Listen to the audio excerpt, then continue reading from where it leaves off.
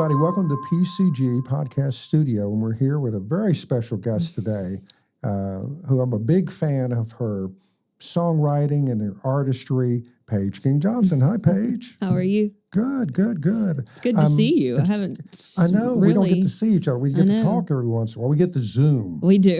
I'm the Zoom king. For those of you that don't know, I'm the Zoom king. And isn't it wild how things have changed in the last 3 years? Seriously, truly. I mean, I'm so grateful for the ability to Zoom and still be able to get stuff done virtually because, you know, with musicians, I feel like we're all over all the time. And so it has created a little bit of flexibility for our schedule to be able to get more stuff done and not just like, you got to be in Nashville to be able to do this. And that's just a blessing. So how did all this start, Paige? I mean, I know your wonderful mommy and daddy. She is so blessed to have just incredible parents that are not musically inclined, to my knowledge. Well, my dad did play drums. Oh, he did? Okay. I did not know that. Mm-hmm. Yeah. So how did this begin for you? It started at a young age. I always say that I was the kid that just enjoyed attention. I enjoyed being in front of people. I think mainly because I saw that whether it was music or I was playing a role at the church for some kind of theater production that they were putting on, that it brought the people that I love together. And I think I've always been somebody who just appreciated having people together in one room. And so I really clung to music at an early age because of that. And so I started out playing piano when I was about 6 years old because my older sister was doing it and I wanted to be just like her. And that was my first formal introduction to music. And I stayed with that for a few years, and my whole family saw how much joy it brought me, but especially my grandpa.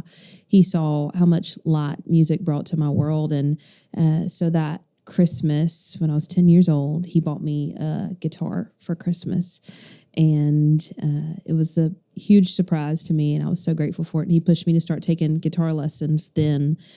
And really, I say that's when the music bug bit me. That was really when there was like no turning back whatsoever.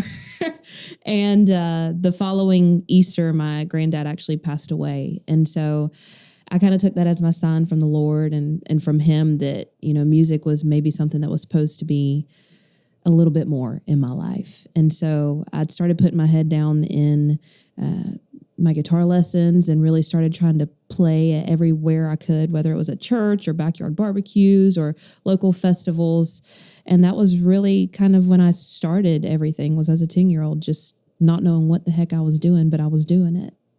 Do you still have that guitar? I do. Wonderful. That guitar will never leave my side. You know, I didn't really have, we have that in common, Paige, because I really didn't have my first mentor until I was around 14. And I got my first guitar when I was 12. And I didn't really understand the importance of it at that time. It survived many yard sales and didn't sell. Thank the God. Lord. Yeah. I still have it. Yeah. Because I would have always looked back at that and I didn't understand the significance of how that guitar changed my life and put me on a trajectory, just as yours has. Absolutely. Yeah. And I get asked that all the time. They're like, well, do you still have the guitar? Are you ever going to sell it? I'm like, heck no. That's like that, and the truck that was my granddad's, that was the truck that I got when I was 16. Those are the two things that still tie me to him. And I have so many memories of him in those two things that there's no money in the world that would be worth selling that. Yeah. That is so wonderful. So let's talk about influences. So now we've been inspired by the instrument and by the family. Now, who were you listening to along the line that perked you up and says, I think I want to be that. I want to do that. Who was it? I always say Loretta Lynn was the first person that really sparked that love for not only just country music, but the storytelling and the heart behind it. And especially as a woman in country music, she was not afraid to lay the good, the bad, and the ugly out into a song. And it worked for her. And that was so inspiring to me. And I grew up in a house that loved classic country anyway. So we listened to Merle Haggard and Waylon Jennings and Dolly Parton and all those, Tammy Wynette. And so that was country music to me. And then on the other side of that page was I was also a 90s kid. So I was growing up listening to Jody Messina and Martina McBride and George Strait and Alan Jackson on the radio all the time. And so those two influences kind of merged together into what I'm now trying to create in a writing room and in the studio every time I go in.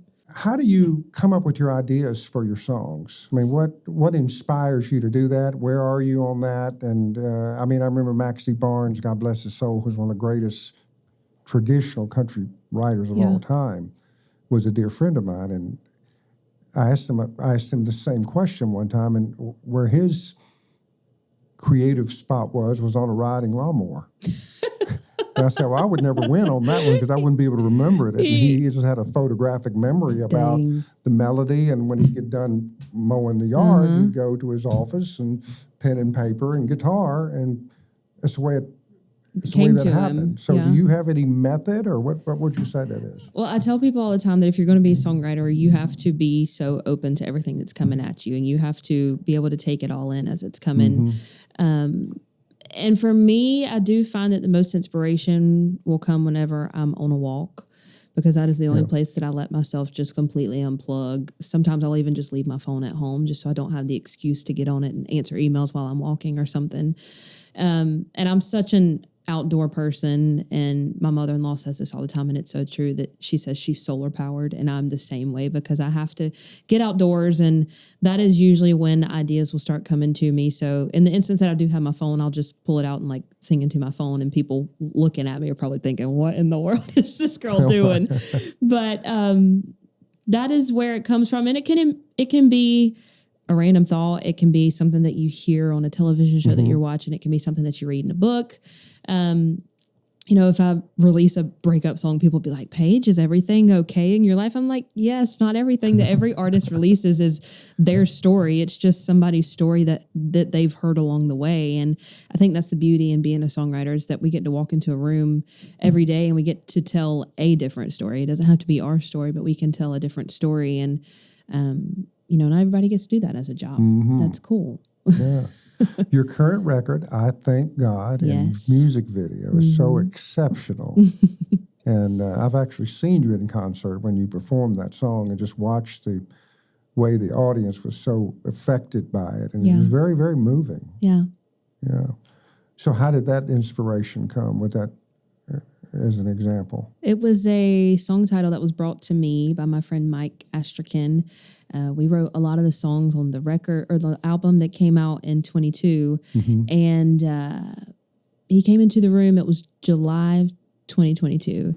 And we chatted for 45 minutes about life, like normally happens in a write. And then the inevitable question of, well, what do you want to write today came up.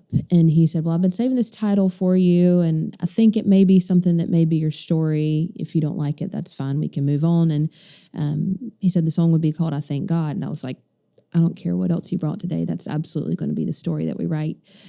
And it really, just from top to bottom, started out as a prayer, honestly, of the things that we're given in life that we are not, worthy of having, but we're grateful to have. And, we pray that as we have them, that we're good stewards of them, before it's time for us to give them on to whoever is next in line. And we wrote the song in an hour and a half, and that doesn't happen a lot. And we sat back, and really at first, I think we just thought it was just kind of a song that we needed to write and, get out of our systems. And I started playing it out at shows, and that was the one that people would come up to me after the show and be like, that God song, is that song released? That was my favorite song. I cried when I heard that song. And after I heard that a dozen times or so, I was like, okay, maybe there is, something deeper to this than just the healing part of what it was for me. And absolutely didn't want to hold that back. So I think it was still kind of new when you heard it for the first time at that show. And it was such a powerful thing to get to share to 5,000 people that, everything just got stripped down. And, I'm grateful for how it's blessed other people. Yeah, and that's what it's all about, isn't it? Yeah. I preach that all the time to people, that it's your responsibility to take it, not just if you're a singer or songwriter, it could be anything. Yeah. You take the gift, you hone the gift, you work toward being the best you can be. You go out and, you we could just make a living from that gift, whatever that is, but be an inspiration. You know, if you go into, I'm always amazed that the workers that maybe come on, they're doing work at the house or something like that, and I take some time and I'll say something to them and try to sow something positive into them, how they're just amazed by, like, wow, most of the time people don't even talk to us, you know, and I feel like that's a responsibility, especially when you have understanding your gifts. I understand that I have the gift of discernment, so I have a little bit of an advantage, somebody walking in and just seeing maybe what they're dealing with and try to brighten their day in some way. And I think that especially with you artists being on the big stages and how those children are looking up to you, you have to be very careful about the way you posture yourself and the way you act and what you wear, because this is what they're being influenced, and they want to be you and they want to act like you and all those things. And so it's a very responsible position that you have. Oh yeah, there's a lot of responsibility that comes onto it. And you know, at the end of the day, whether you're a songwriter, whether you're a stay-at-home mom, whether you're, you know, whatever, you know, if you're not being able to do something that's benefiting somebody else, then, you know, there's it's just empty, you know.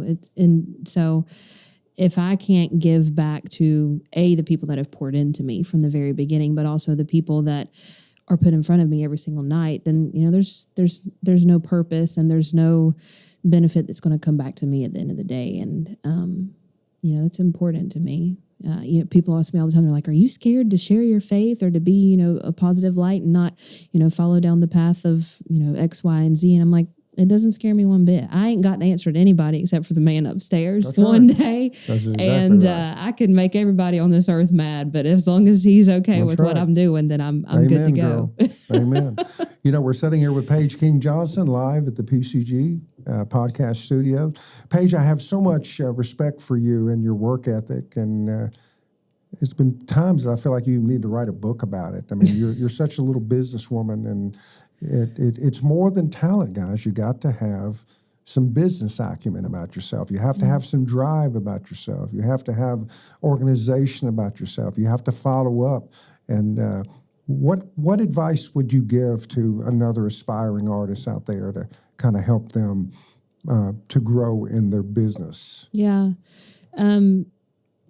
You know, I think I take for granted how easy it does come to me because I do come from an entrepreneur family. And so it has always just been kind of second nature. But, you know, I think I learned that from watching parents who built their own business from the ground up. And what I saw from them was, you know, they constantly had to be aware that they were sowing seeds in every single thing that they did, whether they felt like they were being productive at the time or not. And, you know, I grew up as a horse girl, as a farm kid. And so whether you wanted to do it that day or you felt like the worst thing in the world that day, there was still somebody else that was relying on you. In that case, it was a horse that, you know, their well-being was relying on you to suck it up and go do it every single day. And, you know, that farm kid reality transferred a lot over into the music industry, because there's days that I don't feel like getting up on a stage and singing for an hour and a half to people that may or may not be listening to me. And there's days that I don't feel like going into a write and sitting there for 3 hours and trying to pour my heart out on paper. But I have found that some of those days that I didn't feel like getting up on stage or I didn't feel like going into the writing room were the most transformational days for me in my career. And so on the days that I wake up and I'm like, I don't know if I'm feeling it today, you know, you just have to put on your big girl pants and do it anyways. And I think that may be where some artists kind of fall short, is because they don't have that drive. And, you know, as a kid, I had a lot of responsibilities, and if they didn't get done, then I was in trouble and I had to make up for them. And so I'm grateful for that drive that was instilled with me at a young age. I didn't like it when it was being instilled in me, but I'm grateful for it now. And it's definitely translated into my career, and I'm able to do a lot of things at once that, you know, have saved me time and energy and heartache along the way, which has been a blessing. The great Joe Katuski, who's was a very famous lawyer, friend of mine, God bless his soul. He told me one day that life is about relationships, both vertically and horizontally. You and the man upstairs, and you are the people on planet Earth. And it's kind of wild how it forms across, too. Your relationship with Pam Tillis. That's been a pretty cool thing, hasn't it? Yes, it has been a true blessing for sure. And as a 90s kid, I mean, I grew up watching, eating Cheerios watching Pam on CMT on Saturday mornings. And I'm eternally grateful to you for making that introduction. My pleasure. You earned it. Pam has been a blessing to me in so many facets. I tell people all the time that she's the big sister in country music that I didn't know I needed, but I'm grateful that I got. And not only on the front of being able to help with styling and photo shoots and music videos, which she has done an amazing job and has really kind of opened up a new world, what she says, opened up a new world of Paige King Johnson to myself.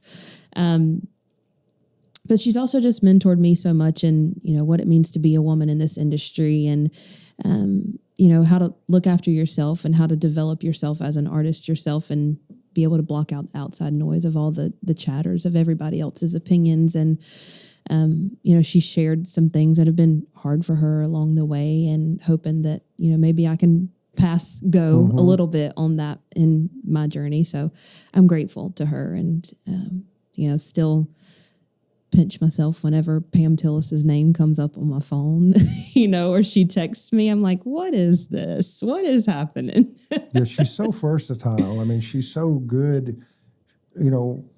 She's, as you were raised as an entrepreneurial child, your mom and dad, you watched them build a tremendous business. She was around it from the show business side with her father being a movie star, one of the greatest songwriters in country music. That was a lot of pressure. She turned out pretty well, really, to be Mel Tillis' daughter. Right. Big shoes to fill. A lot of times it doesn't happen that way. Right.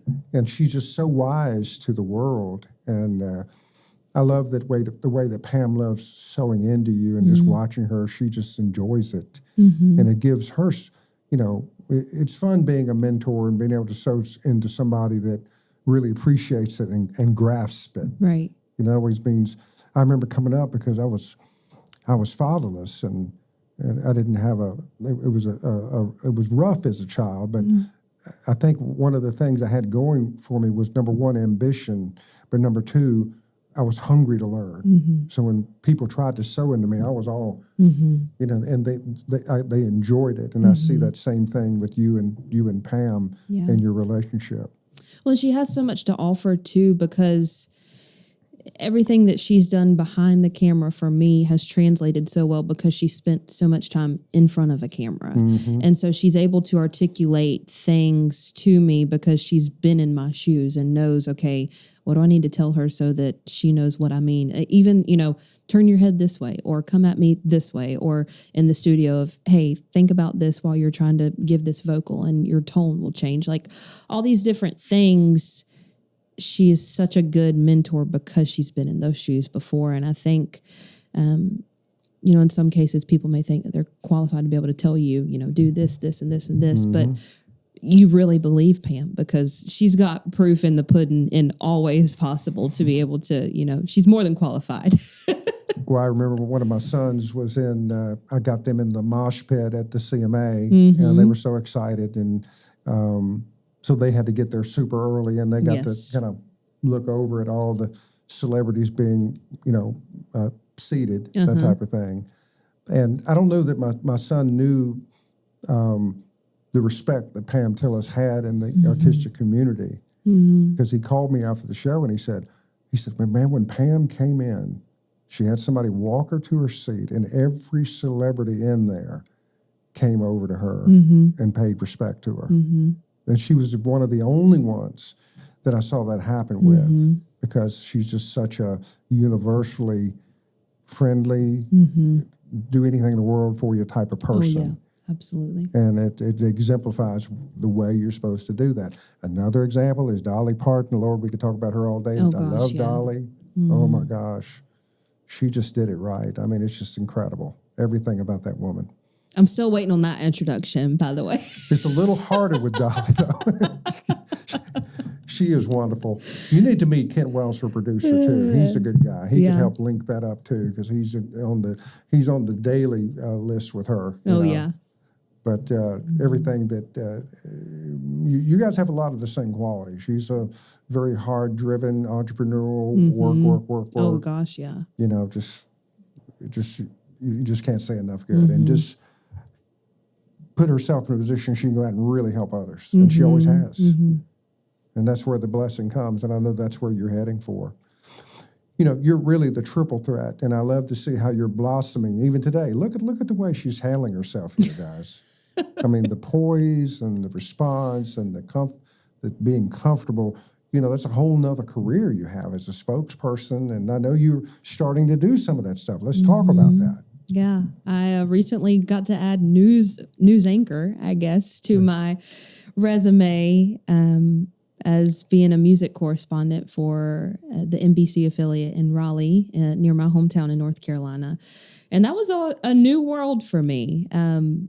I don't think people realize how much behind the scenes stuff happens at TV. Heck, if y'all could see all the behind the scenes stuff that's happening here today, but you know, live TV and morning news is a whole different beast that I didn't really think was going to be something that would be on my bingo card for 2023 and 2024. But I'm grateful for it, and it's been a really cool opportunity for me.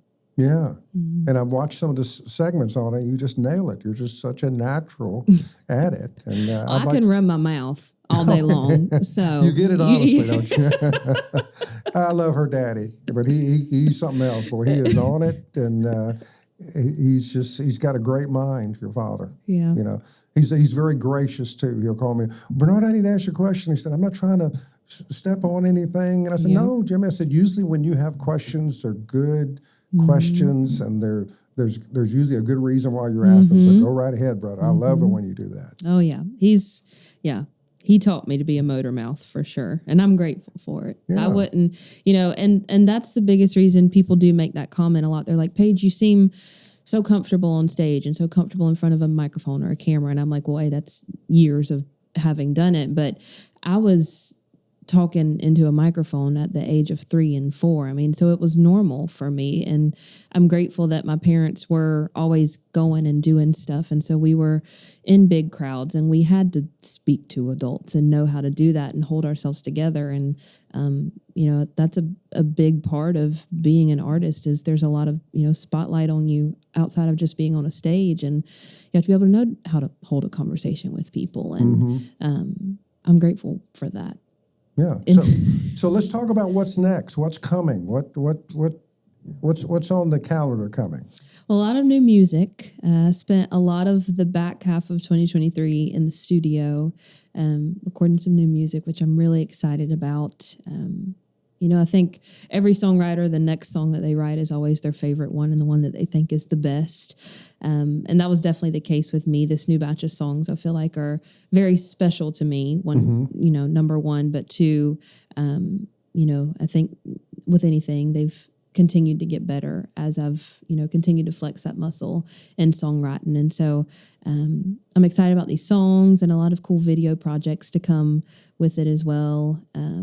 In a project that was very special to me. It was shot at my grandpa's farm in North Carolina. And so I'm excited to kind of give everybody a little bit more of an inside view of where Paige King Johnson came from and where her love of country music came from through that project too.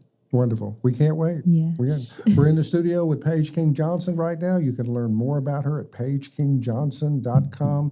Follow her on Instagram. Follow her on Facebook. Follow her on Threads. Check her out on TikTok.